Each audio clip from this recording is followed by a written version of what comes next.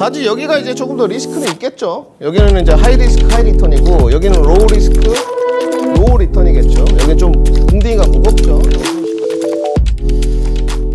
이 부분은요, 그 나스닥의 건강의약품에 대한 지수 차트 모습입니다. 네. 실질적으로 월봉 흐름을 좀 보고 있는데 제약바이오 조정폭을 좀 보게 되면요, 다른 데에 비해서 큰 조정폭은 아니었어요. 네. 그런데 과연 제약바이오가 그러면 지금까지 월봉이니까 여기 보시면 써 있죠. 2009년입니다. 2009년부터 거의 5년 동안 주가가 좀 눌림목으로 이게 월봉이에요. 네. 나스닥 건강의학 월봉 모습인데 조정을 받았던 적이 있느냐?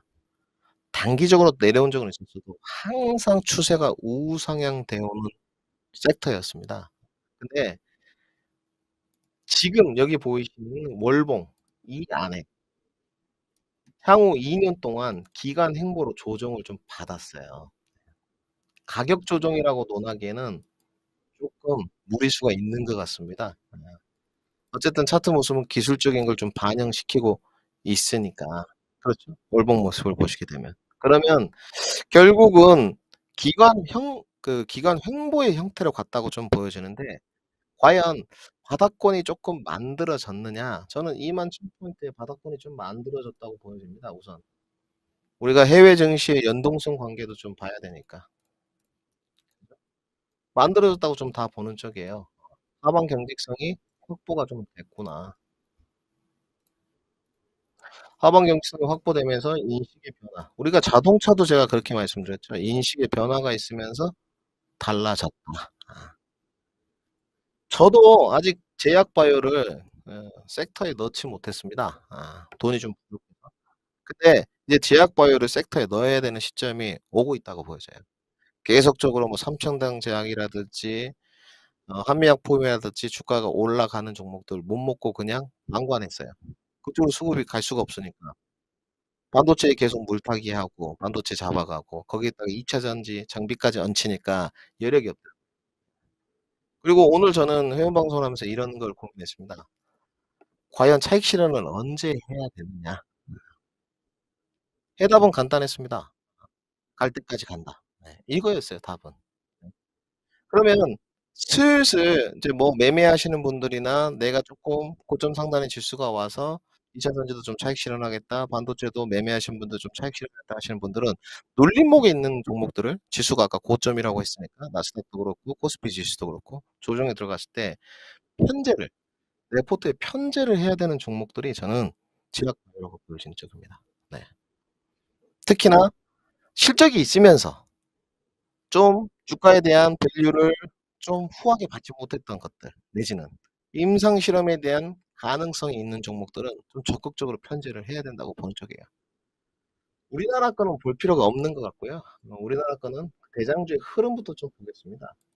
제가 뭐 캐캐묵캐 하캐 모멘텀에 대한 이야기는 할 필요가 없는 것 같아요. 그건 형식적인 거니까. 단지 하캐 모멘텀이 있었을 때 작년하고 재작년에는 밸류 투심이나 인식에 대한 회복이 안 됐는데 지금은 달라졌다. 이렇게 인지를 하면 될 것 같고요. 그러니까 다들 지금 들어오신 분들이 나도 제약바이오에 뭔가 좀 편제를 해 보고 싶고 제약바이오에 대한 앞으로 뷰가 어떻게 될 것인지 궁금해서 오시는 거잖아요. 네. 그리고 저 김민준에 대한 뷰는 이렇습니다. 안내를 해 드리는 거고요. 그리고 저는 이렇게 공략을 할 생각입니다. 그거를 표출하는 과정이에요. 그러니까 지금 와 가지고 반도체를 잡거나 2차 전지를 잡아도 늦지 않지만 뭐 2차 전지 소재를 잡는 사람들, 장비를 잡는 사람 저는 뭐 장비 쪽인 건 여러분들이 알고 계실 것 같고 반도체는 소부장을 골고루 하고 있습니다. 거기는 필수로 이미 편제가 돼 있어야 되고 거기서 반도체나 내가 2차 전지를 좀 차익 실현해 간다면 제약 바이오를 편제해야 된다는 거죠. 그러면 우선 우리가 시황적 요소는 글로벌 걸 보고 우리가 뭐 국내에 제약 바이오가 어떠냐 이거는 볼 필요 없는 것 같고요. 대장주 이제 삼바와 셀트리온을 좀 봐야 될 것 같아요.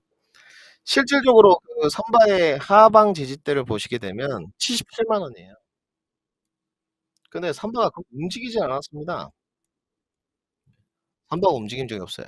네. 그 저는 삼성바이오로직스를 좋아하지는 않습니다. 네. 근데 대장주의 흐름은 봐야 되잖아요. 대장주의 흐름. 실질적으로. 삼바가 주가는 안 갔지만 박스권 상단은 900,000 원입니다. 네. 그래서 770,000 원에 사고 900,000 원에 파는 매매 전략을 하시는 분들도 있거든요. 근데 이제 77만 원에 사신 분들은 오랫동안 좀 기관 행보를 지금 갔죠. 그죠? 여러분들 보시기에도 기관 행보를 좀 오랫동안 간 것 같죠. 좀 흰색으로 좀 볼까요? 그죠? 여기는 이제 기관 행보를 오랫동안 갈았어요. 그러면 나는 언제쯤 대장주의 흐름이 고점 상단으로 붙을까? 첫 번째. 그죠? 박스권 상단으로 언제 갈 것이냐. 그리고 두 번째가 뭡니까? 대장주들이 갈 때 후발주자들은 제약 바이오에 대한 인식이 좀 좋아지면서 움직일 것이냐. 후발주자에 대한 움직임. 이걸 보는 거죠.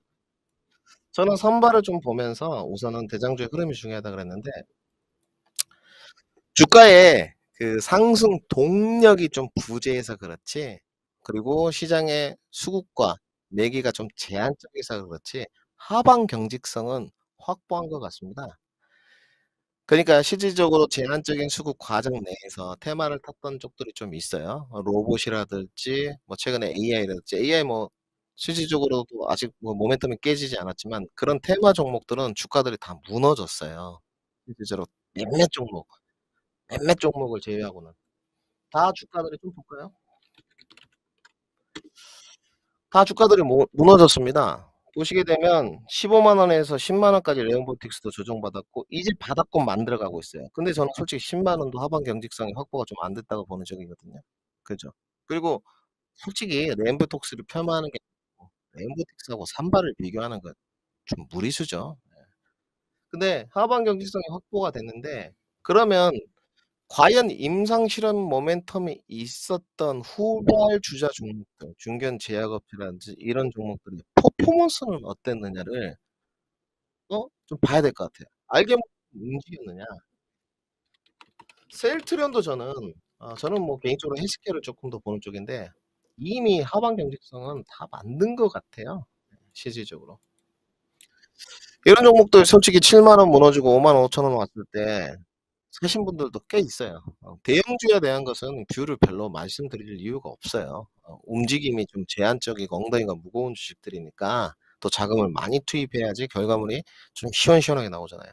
이런 종목들 다 8만 원까지 도달하고 주가 조정 한 번씩 나왔을 때마다도 다시 또 올라가는 모습이에요. 이번에 다시 이제 60일선 지지력 테스트를 하고 있거든요. 저는 그 신호탄이 삼바나 셀트리온 그룹지나 뭐 좀 대형주들 시가총액에서 움직여주면 요즘에 또 약간 인기 종목이 또 HLB거든요. 이런 종목들이 움직여주면 더 좋아진다고 보는데 돈이 제한적이니까 이런 종목들 움직이는 건 좀 한계치가 있어요. 근데 중소형 종목들을 보게 되면 우선은 첫 시발점을 삼천당 제약이 먼저 썼어요. 그러니까 우리가 이때 삼천당 제약을 보신 분들이 극소수입니다. 모멘텀이 있었지만 실질적으로. 삼천당 제약이 올해 신고가를 돌파를 했어요. 실질적으로 전고점 돌파죠. 107,000 원까지 갔거든요. 주가 폭등수가 상당히 좋았습니다. 3월 달에 5만 원이었던 주식이 107,000원 갔어요. 네. 그러니까 3월 달에 한 달 만에 급등을 해 버렸죠. 실질적으로. 지금은 인제 그거에 대한 노이즈가 다 희석이 됐죠. 주가 다 이미 선반영 됐으니까 조정이 나오고 있지만 이렇게 갈 수 있는 종목들이 없느냐? 저는 있다고 보여집니다. 우선 움직이는 쪽을 좀 보면 우리가 인제 개별 주주들은 좀 차지하고 중견 제약업체들 좀 실적이 되는 종목이죠. 여기도 보시게 되면 올해 여기를 하방 경직성을 좀 만들었거든요.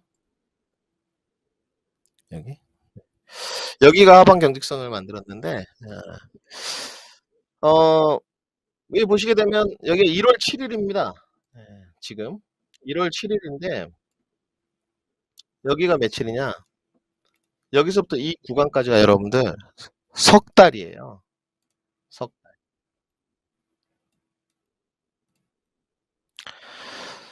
석 달을 기간 행보로 이렇게 보냈어요, 한미약품이. 하단은 250,000 원권, 상단은 280,000 원권. 여기 석 달을 기간 행보로 보냈는데 석 달 기간 행보를 보내고 나서 주가가 34만 원까지 갔어요. 그리고 수급이 이제 제한적이다 보니까 주가 가격 조정을 좀 주고 다시 30만 원대 반등해서 오늘 전고점 돌파를 다시 한번 시도했습니다. 그러면 우리는 지금 인식론의 변화가 있어야 된다고 했는데 과연 주포들 외국인들이라든 기관의 세력들이 과연 그렇게 좀 진행을 했느냐. 수급을 조금 유입 시켜 가지고 주가 견인차들을 했느냐. 저는 그렇다고 보여져요. 수급은 일단 거짓이 없거든요. 그렇죠. 지금 나오는 게 외국인 누적 수입이고요. 2달 동안입니다. 2달 동안 한 400억 정도를 담아 갖고 최근에 연기금도 수급을 좀 박차를 가고 있고 결국은 한미약품에서 최근에 하고 있는 건 지금 에피노페 듀타이트라는 거거든요. 네. 결국은 비알코올성 지방 간염입니다, 이게. 근데 최근에 그 미국 식품의약국 FDA에서 패스트트랙 품목 지정됐어요.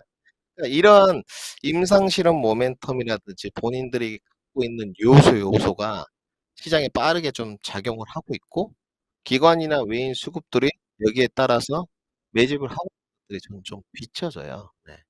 물론 기대 수익률 부분에서 앞서 나갈 거면 좀 저가에 있는 아직도 이런 기관 행보에 있는 종목들을 찾아 가지고 기관 행보 때 당연히 접근을 해야 되겠죠. 네. 그러니까 저는 이렇게 생각합니다. 내가 전반기에 주가 조정을 받거나 바닥권에 있는 반도체를 못 잡았어. 그래서 지금 기대 수익률 부분이 좀 처져. 내지는 2차 전지가 조정받을 때 60일선, 120일선 내려올 때 못 잡았어. 그러면 하반기에 내년에 증시에 자금이 크게 늘어났을 때 고점을 돌파해서 가야 되니까 내가 조금 높은 상단에 잡았으면 기대 수익률이 조금 낮다고 보여져요.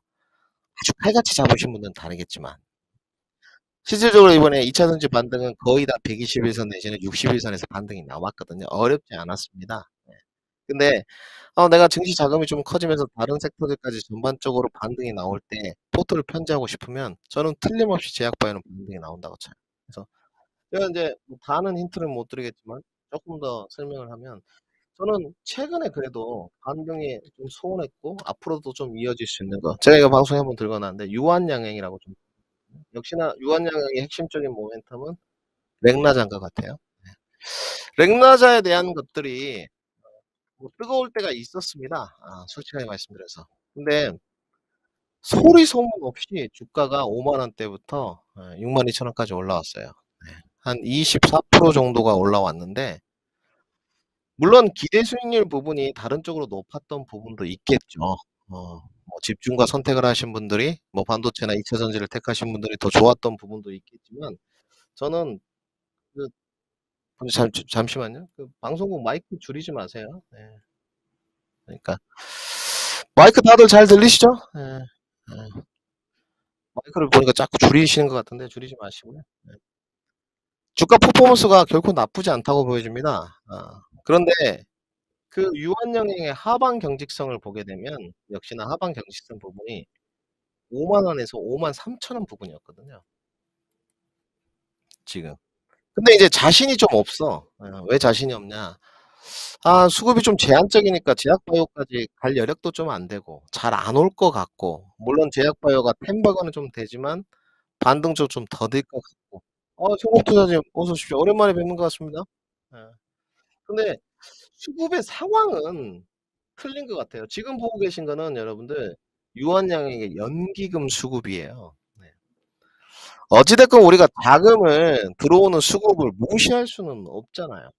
물론 수급에 따라서 선도세력의 단가나 수급에 따라서 주가가 움직이는 경우도 있고 더딘 경우도 있습니다. 그런데 잘 움직이고 있는 것 같아요. 유한양행도 거의 2달 동안의 수급을 보게 되면 거의 한 480억 정도가 들어왔어요. 네. 그런데 역시나 주가 퍼포먼스는 거기에 맞춰서 움직여 갔던 것 같습니다. 그러면 과연 연기금에서 왜 여기를 샀을까? 생각을 좀 해 봐야 되겠죠. 두 가지인 것 같아요. 역시나 제약바이오에 대한 바닥권의 인식 그리고 변화된 인식론 속에서 임상 실험 모멘텀이 다시 한번 온다는 것 같아요. 네.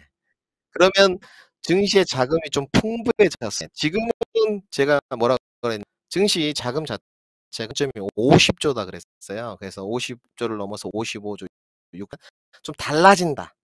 이렇게 제가 안내를 드렸어요. "네, 어서 오십시오, 송건 투자님." 그런데 결국은 그 증시 자금이 늘어났을 때 그 주포 세력의 외인이나 기관들이 선취를 하는 개념이 아닌가. 결국 맥나자가 레이저 트립이잖아요. 거의 이제 비소세포암 환자들인데 치료 효과도 입증이 됐고 이번 아스코에 관해서도 아스코 가 가지고 지금 가능성에 대해서 좀 언급을 했거든요 지금. 이런 부분들이 쪼끔 역시나 주포 세력인 기관이나 그 외인들에게 다른 평가를 좀 받고 있는 게 아닌가. 좀 이렇게 생각이 들거든요. 그러면 주가가 많이 왔느냐? 많이 올 수가 없습니다 여러분들. 시장 수급이나 돈이 제한적인데 증시자금이 50조가 기준점인데 지금 55조를 넘어서 막 60조로 가진 않잖아요. 왜? 아직도 고금리 상황이니까. 근데 결국은 내년 가게 되면 지금 들어와 있으신 분들이 뭐 증권통이나 여기 지금 투자클럽으로 거의 한 300명 가까이 되는데 '내년 되면 금리 인하를 하겠지. 내년에도 금리 인하를 안 할 것이다.' 이렇게 생각하시는 분은 잘 없단 말이에요. 결국은 유동성이 확대될 것인데 그 시점을 저울질한다는 것이죠. 그리고 대다수가 '올해는 금리 인하를 안 하더라도 내년에는 금리 인하를 하겠지.' 이런 생각론을 갖고 있어요. 그러면 자 제가 지금 유한양행의 월봉을 켜 놨거든요. 얘 월봉이에요. 물론 주가가 계속적으로 뻗어주면 좋겠지만 그거는 좀 무리수가 있고 기대 수익률 부분에서 좀 이겨내려면 월봉가에 떠 있습니다. 물론 항상 이평선하고의 그 간극을 메꾸는 건 아니에요.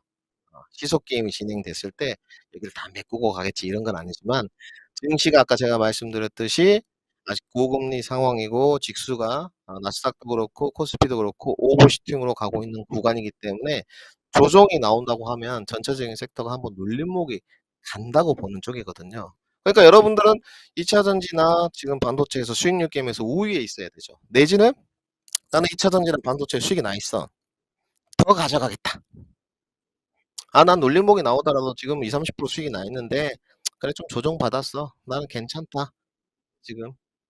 더 가져가겠다. 다음에 뭐 9 월, 10월 이렇게 가면 이번에 찍었던 전고점을 다시 돌파하겠다.' 가져가시는 분들. 이 두 부류의 분들은 문제가 없죠. 매매를 해 가지고 반도체에서 2차 전지 수익이 난 부분들 차익 실현하신 분들은 눌림목 때 다시 제약 바이오를 편제할 기회가 있는 것이고 그리고 내가 반도체 2차 전지를 끌고 가면서 다른 포트에 어 '자금이 좀 남았네. 이제 여유가 좀 생겼네. 포트 편제를 좀 해야 될 것 같은데 지수가 조정을 받아? 그럼 눌림목 때 공략을 한번 해 봐야지.'라는 생각이 들었을 때 결국은 제약 바이오 시장은 템베거 종목이라든지 턴어라운드가 확실히 돼가고 있다는 것을 수급에서 좀 증명해 주는 것 같아요.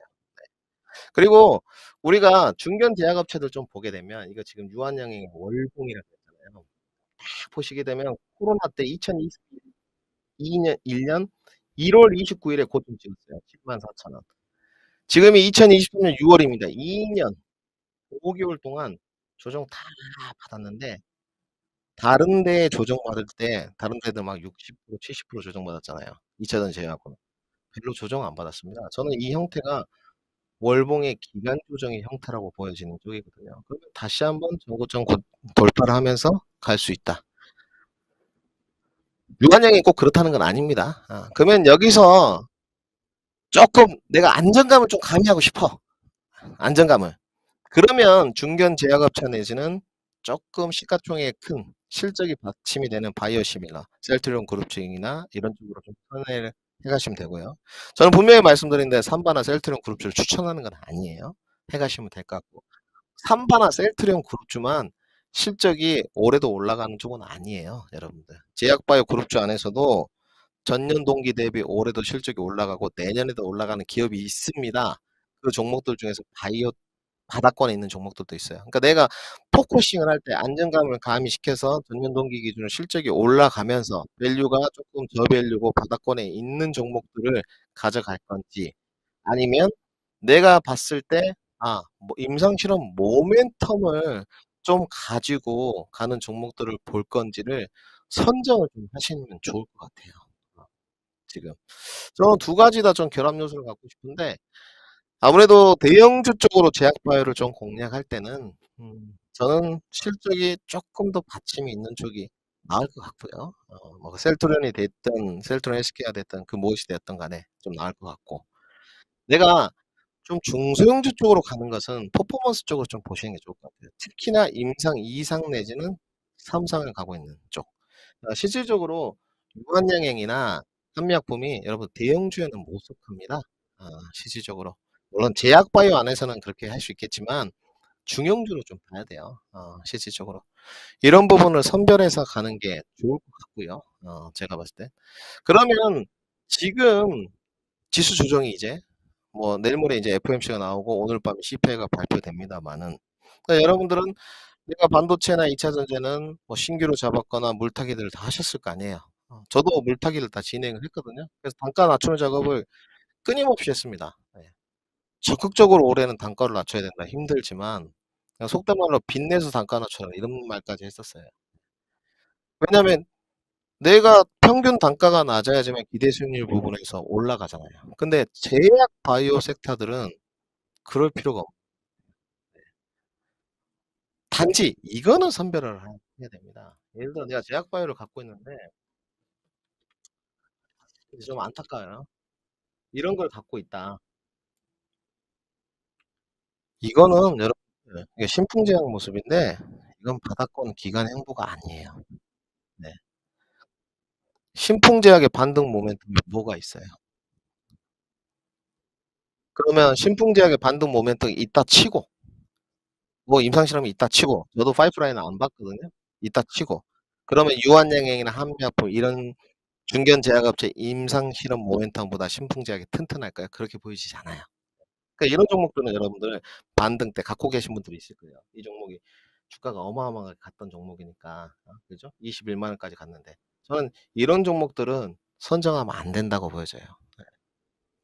이거 임상실험 모멘터도 중견 제약업체들하고 붙었을 때 비리비리하고 회사 네임드도 네임 밸류도 좀 비리비리하고 그럼 선정을 했을 때 특히나 제약바 봤을 때 현금 흐름이 상당히 보입니다, 부채 비율하고. 내가 특히나 임상 실험 쪽으로 가는 쪽이다. 저는 레고캠 최근에는 좋게 보는 쪽이에요. 신풍제약 부채 비율은 괜찮아요. 그러면 재무는 튼튼하다는 쪽이잖아요. 그러면 결국은 실적이 좋았던 기업이니까 적자를 찍었는데 흑자로 턴되느냐 그리고 임상 실험이 붙어줄 수 있느냐는 건데 임상 실험이 같이 붙었어요. 실적이 같이 있어요. 그러면 어디가 좀 낫겠어요? 중견 제약 업체들이 훨씬 낫겠죠. 네. 저는 이렇게 보여지고요. 저는 뭐 개인적으로 뭐 레고캠 같은 경우는 지금 가격은 ADC 쪽에서 알테오전하고 더불어서 쌍두마차니까 좋게 보는 쪽입니다. 예 뭐 사시나 마시나 이런 부분은 어 말씀을 드릴 수가 없고 저는 종목 노출을 좀 안 하는 편이에요 올해는. 예. 2차 전지에 관해서는 거의 노출을 아예 안 하는 편이고 반도체에 관해서도 잘 노출을 안 합니다. 그래서 여러분들이 이제 포트 편제잖아요, 공개 방송을 했을 때. 아 나도 드디어 그 제약 보혈의 바닥권에 있는 종목들이 좀 많은데 내가 연구를 좀 해 가지고 실적을 쪼끔 더 예를 들어 50점 만점이라고 쳐요. 내가 어떤 종목을 잡을 때 50점 만점이라고 하는데 '아 난 모멘텀에 한 20점 주겠다. 나는 실적에 한 15점 주겠다.' 기준치를 잡아 가지고 실적에 쪼끔 더 점수를 많이 줘야 되겠다는 종목들은 그렇게 맞춰서 선정을 하시면 좀 되고요, 제약 바이오를 고를 때. 아니야 이 기업은 실적은 별로 없는데 재무가 괜찮고 그죠? 재무가 괜찮고 임상 실험 모멘텀이 상당히 좋네. 고런 것들은 퍼포먼스 위주로 좀 해 보고 있다. 그럼 난 모멘텀이 한 30점 정도 주는 거죠. 선정을 해 봐도 나쁘지 않을 것 같아요. 몇 기업이었습니다. 그러니까 재무가 상당히 튼튼한 제약 바이오, 바이오 시밀러 기업들은 10 손가락 안에 꼽는 것 같고요. 실적이 좀 답보되는 한미약품, 유한양행, 정근당처럼 이런 실적이 답보되는 기업들도 20개 종목 안짝인 것 같아요. 네. 그러면 공략 포인트는 별로 어렵지 않다고 보여지거든요. 여기다가 이제 임상 파이프라인이 몇 상에 가 있고 과연 신약 허가 신청을 했느냐 뭐 긴급 사용 승인 신청을 했느냐 뭐 등등 우선순위 신청을 했느냐 뭐 NDA 과정으로 가고 있느냐 등등을 좀 평가하면 될 것 같아요. 그래서 저는 쪼끔 주식이 섹터 자체가 바닥권에 있는 것 중에서 전체 비중을 헤비하게 갈 필요는 없지만 쪼끔 비중을 미리 선취 개념으로 잡아 놓는다면 유동성이 좀 풍부해지는 시점에 수익률 게임에서 결코 처지지 않겠다. 물론 제약바이오 안에서 내가 수익률을 단기간에 쪼끔 더 크게 한 6 개월 보유했는데 뭐 100% 이렇게 먹고 싶다면 퍼포먼스 쪽으로 좀 집중을 하시는 게 맞겠죠. 그래서 저는 올해 항상 설명을 할 때 "주도주 안에서 승부를 좀 지어라. 주식은 대장주다. 대장주를 하지 않더라도 대장주 흐름을 좀 봐야 된다. 그리고 단가를 계속 낮춰라. 적극적으로 올해 낮춰야 된다." 지금도 늦지 않았어요. 계속 단가를 낮추고 있고 저랑 지금 남아 있는 회원들이 하는 작업은 단가 낮추는 작업밖에 안 하고 있어요. 거의 그게 이제 다 끝났어요, 단가 낮추는 종목들이. 더 이상 물타기 할 여력도 없고 물타기 다 했습니다. 예. 그러니까 그거에 대한 효과가 어떻게 나오냐. 수익률 게임에서 확실히 이겨가더라고요. 1 월보다는 3 월이 더 좋고 3 월보다는 6 월이 더 좋구나. 6 월보다는 9 월이 더 좋겠구나에 대한 확신이 좀 있어요.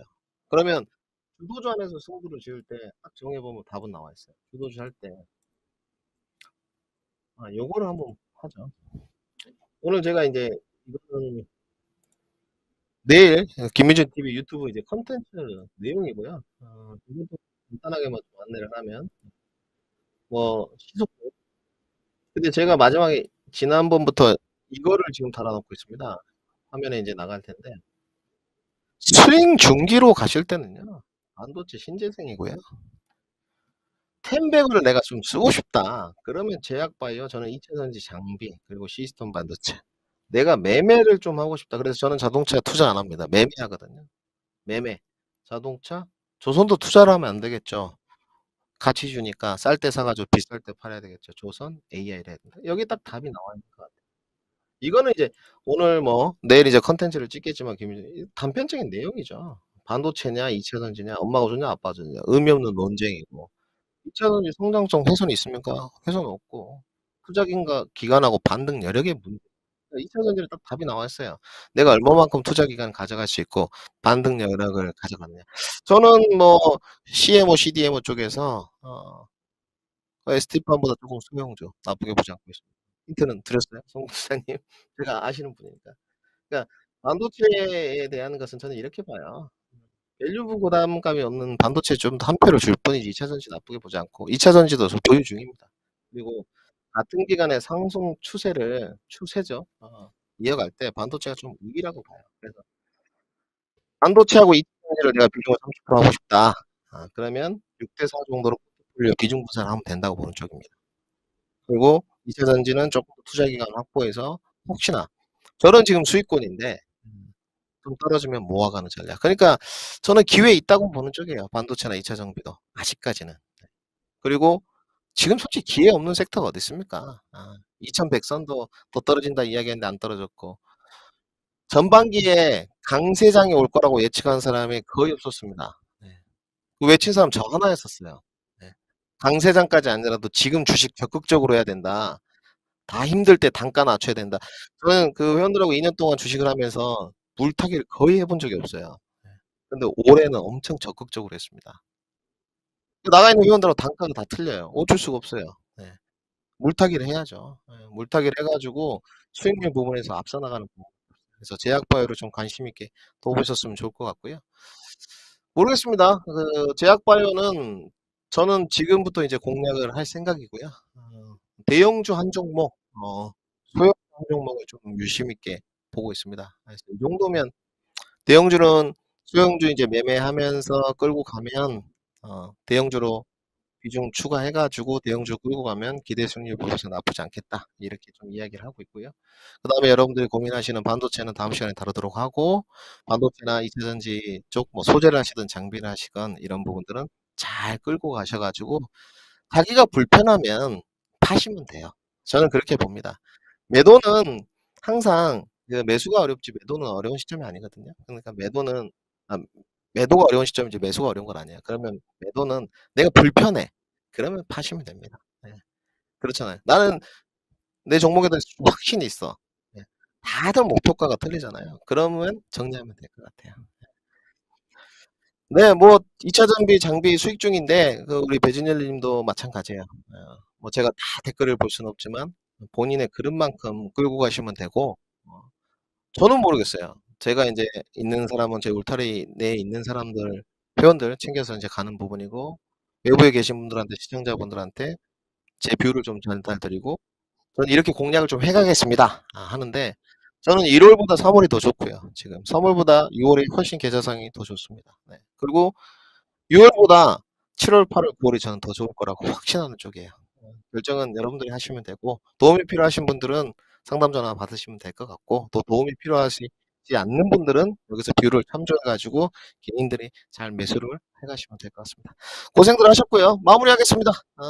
5 시부터 방송 출연이 있어서 명인의 복귀로 찾아뵙도록 하겠습니다. 다음 주 4 시에 반도체에 대한 뷰를 한번 뜯어 보도록 하겠습니다. 고생들 하셨습니다.